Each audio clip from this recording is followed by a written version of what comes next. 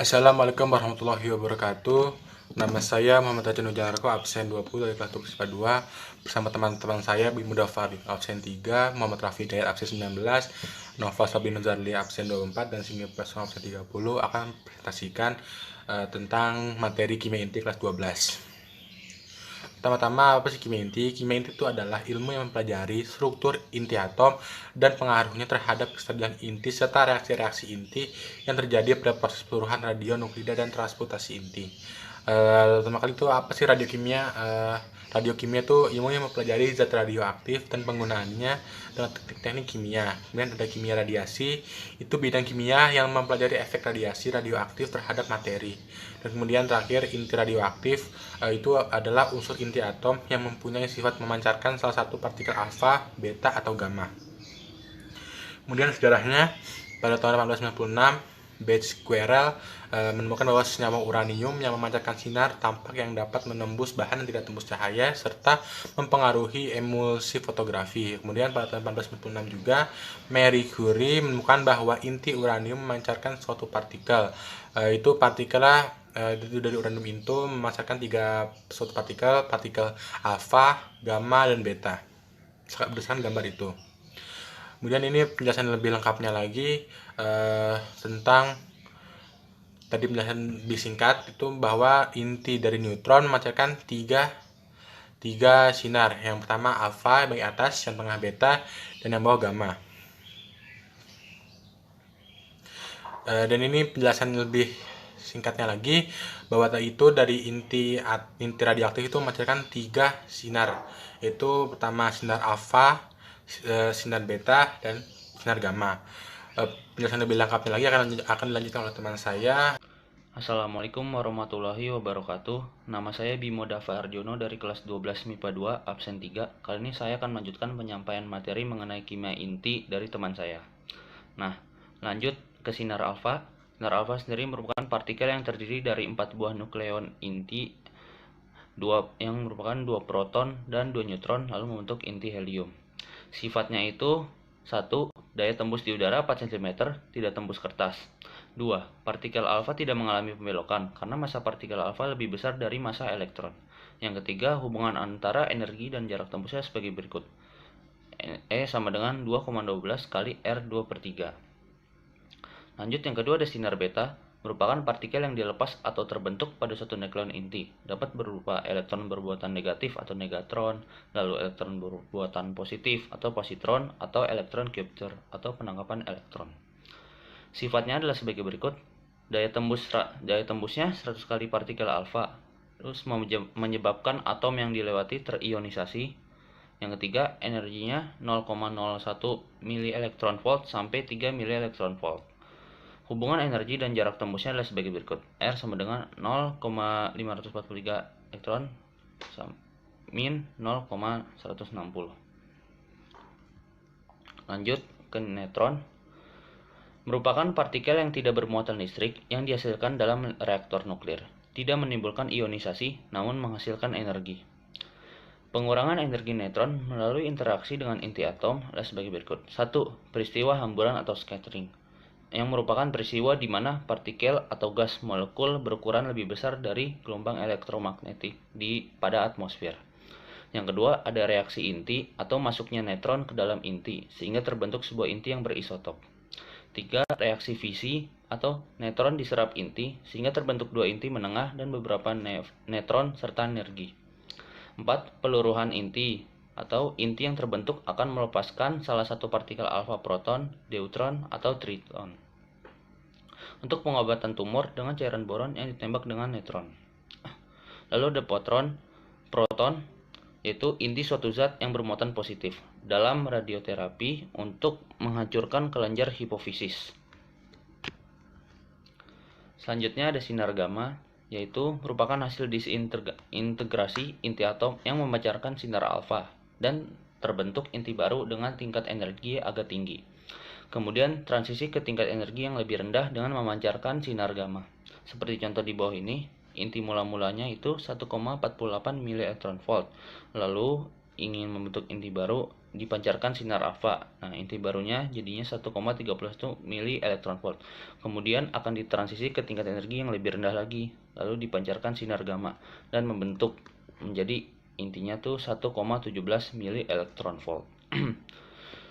Jika menembus lapisan materi setebal X, maka intensitas akan berkurang. Kayak seperti rumus di bawah ini. Terus ada rumus waktu paruhnya ini di bawah ini. Lanjut. Sinar X timbul karena ada perbedaan potensial arus searah yang besar di antara kedua elektroda dalam sebuah tabung hampa. Berkas elektron akan dipancarkan dari katoda ke anoda. Seperti gambar di samping, berkas elektron dipancarkan dari katoda ke anoda. Perbedaan tegangan katoda dan anoda adalah 20 kilo elektron volt sampai 100 kilo elektron volt.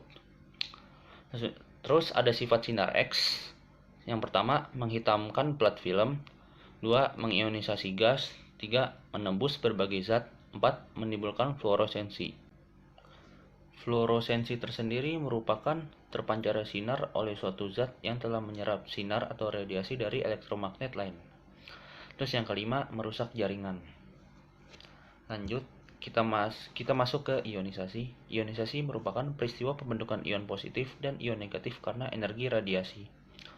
Jenis radiasi itu ada dua. Yang pertama, tidak menimbulkan radiasi. Contohnya itu A. Sinar ultra ungu, B. Sinar inframerah, C. Gelombang ultrasonik. Terus yang kedua itu yang menimbulkan ionisasi. A. Sinar alfa, B. Sinar beta, C. Sinar gamma, D. Sinar X, dan yang terakhir ada proton. Sekian materi yang bisa saya sampaikan. Untuk selanjutnya akan dilanjutkan oleh teman saya.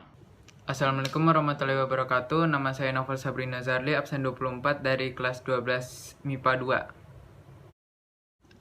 Penggolongan nuklida. Yang pertama isotop, yaitu kelompok nuklida dengan Z sama. Contohnya 82Pb204, 82Pb206, 82Pb207, dan 82Pb208. Yang kedua isobar, yaitu kelompok nuklida dengan A yang sama. Contohnya 6C149, 7N149, dan 8O14. Yang ketiga ada isoton, yaitu kelompok nuklida dengan N yang sama. Contohnya 1H3 dan 2He4.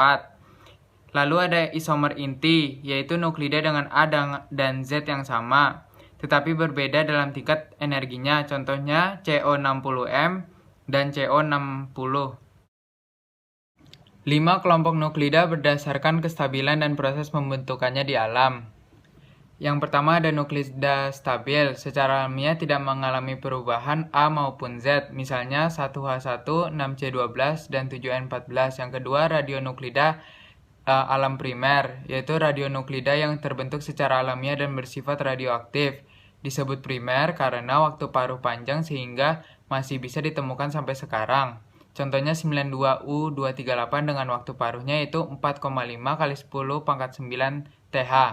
Yang ketiga ada radionuklida alam sekunder, yaitu radioaktif dan dapat ditemukan di alam. Waktu paruhnya pendek, tidak dapat ditemukan di alam, tetapi dapat dibentuk secara kontinu oleh radionuklida alam primer. Misalnya 90TH234 dengan waktu paruh 24 hari. Deret radioaktif. Bahan-bahan radioaktif di alam senantiasa meluruh memancarkan berbagai sinar radioaktif. Inti dari bahan radioaktif meluruh hingga menjadi inti yang stabil ada 4 deret radioaktif. Deret thorium. Deret ini dimulai dari induk TH232 menjadi Pb208. Deret ini juga dikenal dengan nama deret 4N karena nomor masanya selalu kelipatan 4. Deret neptunium.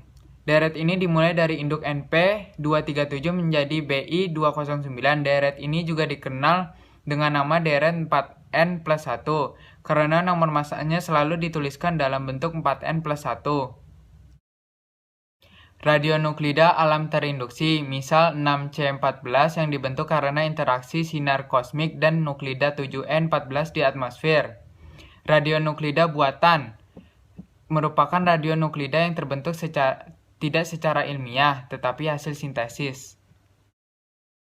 Kestabilan inti, faktor penentu kestabilan. Yang pertama, angka banding jumlah neutron terhadap proton yang terkandung dalam inti. Inti yang paling stabil adalah inti yang mempunyai nomor atom sampai 20, memiliki perbandingan neutron terhadap protonnya 1. Yang kedua, pasangan nukleon yang ditunjukkan oleh hukum genap ganjil. Dan yang terakhir, energi pengikat inti per nukleon. Assalamualaikum warahmatullahi wabarakatuh. Nama saya Singgi Prastomo, absen 30 kelas 12 IPA 2. Nah, di sini saya ingin melanjutkan presentasi dari teman saya. Pertama-tama saya ingin menjelaskan tentang angka banding N per P. Jika apabila nuklida stabil dihubungkan, maka akan diperoleh pita kestabilan inti. Nah, unsur-unsur sampai dengan nomor atom 20, pita kestabilan intinya membentuk sudut 45 derajat dengan sumbu N dan Z atau N per P sama dengan 1. Suatu inti dikatakan bersifat radioaktif karena ia mengalami peluruhan spontan disertai pemancaran radiasi. Nah, selanjutnya jenis radio yang dipancarkan. Partikel dasarnya alfa, massa relatifnya 4, muatannya plus 2, simbolnya alfa, dan He, jenisnya partikel. Partikel dasar selanjutnya ada negatron atau beta, massa relatifnya 0, muatannya -1, simbolnya beta, dan elektron, jenisnya partikel. Selanjutnya ada positron, massa relatifnya 0, muatannya +1, simbolnya beta positif, dan elektron, jenisnya partikel. Nah, partikel dasar selanjutnya ada gamma, massa relatifnya 0, muatannya 0, simbolnya gamma, jenisnya gelombang elektromagnet. Nah, selanjutnya ada proton, massa relatifnya 1, muatannya +1, simbolnya proton, dan H, jenisnya partikel. Selanjutnya ada partikel neutron, massa relatifnya 1, muatannya 0, dan simbolnya neutron atau N, jenisnya partikel. Nah, itu tabel dari jenis-jenis radio yang dipancarkan. Nah, selanjutnya ada satuan keradioaktifan dan dosis radiasi. Keaktifan suatu zat radioaktif adalah jumlah peluruhan atau disintegrasi per satuan waktu. Satuan keaktifan suatu zat radioaktif adalah Curie atau Ci. Semula didasarkan pada laju disintegrasi 1 gram radium, tetapi sekarang didefinisikan sebagai 3,7 kali 10⁻10 disintegrasi S. Satuan keaktifan dalam SI adalah becquerel atau yang disingkat dengan Becky, yang didefinisikan sebagai 1 disintegrasi S. Nah, 1 Becky sama dengan 1 disintegrasi per S. Keaktifan jenis adalah keaktifan per gram cuplikan zat radioaktif. Nah, selanjutnya ada satuan keradioaktifan dan dosis radiasi. Nah, 1 watt itu adalah jumlah energi radiasi yang diserap 100 per gram bahan. Dalam SI, satuan dosisnya adalah Gray atau yang disingkat GY, yang didefinisikan sebagai 1 joule per kilogram dikali 1 Gray sama dengan 100 watt. Nah, selanjutnya ada reaksi fisi. Reaksi fisi adalah reaksi pembelahan inti menghasilkan neutron. Setiap reaksi pembelahan inti melalui dihasilkan energi sekitar 200 MeV, atau MeV itu elektrovolt. Nah, neutron yang dihasilkan dapat digunakan untuk menembak inti lain sehingga terjadi pembelahan inti secara berantai. Energi yang dihasilkan pada pembelahan 235 gram U ekivalen dengan energi yang dihasilkan pada pembakaran 500 ton batu bara. Nah, selanjutnya PPT-nya dilanjutkan oleh teman saya. Assalamualaikum warahmatullahi wabarakatuh. Nama saya Muhammad Rafli Hidayat, absen 19. Selanjutnya saya akan menjelaskan apa itu fusi nuklir. Reaksi fusi. Reaksi fusi adalah reaksi penggabungan dua atau beberapa inti ringan menjadi satu inti yang lebih berat. Kemudian, reaksi fusi menghasilkan energi yang sangat besar. Reaksi ini memiliki energi pengaktifan terutama untuk mengatasi gaya tolak-menolak kedua inti yang akan bergabung. Reaksi hanya mungkin terjadi pada suhu sangat tinggi, sekitar 100 juta derajat. Pada suhu tersebut, tidak terdapat atom, melainkan plasma dari inti dan elektron. Kemudian, energi yang dihasilkan pada reaksi fusi sangat besar. Energi yang dihasilkan cukup untuk menyebabkan terjadinya reaksi fusi berantai, yang dapat menimbulkan ledakan termonuklir. Energi fusi dari 1 kg hidrogen setara dengan energi pembakaran 20.000 ton batu bara. Keuntungan reaksi fusi dibandingkan reaksi fisi adalah, yang pertama, energi yang dihasilkan lebih tinggi. Kemudian yang kedua, relatif lebih bersih karena hasil reaksi fusi adalah nuklida-nuklida stabil. Aplikasi reaksi inti dan keradioaktifan. Yang pertama, reaksi inti, fusi dan fisi sebagai penghasil energi listrik. Yang kedua, sebagai penentuan umur batuan atau fosil. Yang ketiga adalah dalam bidang kimia, sebagai analisis pengenceran isotop. Kemudian yang kedua, analisis pengaktifan neutron sebagai perunut dalam menentukan mekanisme reaksi kimia. Kemudian yang keempat adalah dalam bidang kedokteran, radioisotop digunakan sebagai perunut dalam terapi kanker. Dan yang kelima, dalam bidang pertanian, radioisotop digunakan sebagai perunut dan juga untuk memperoleh bibit unggul atau pemuliaan tanaman. Sekian dari kelompok kami, kurang lebihnya mohon maaf. Assalamualaikum warahmatullahi wabarakatuh.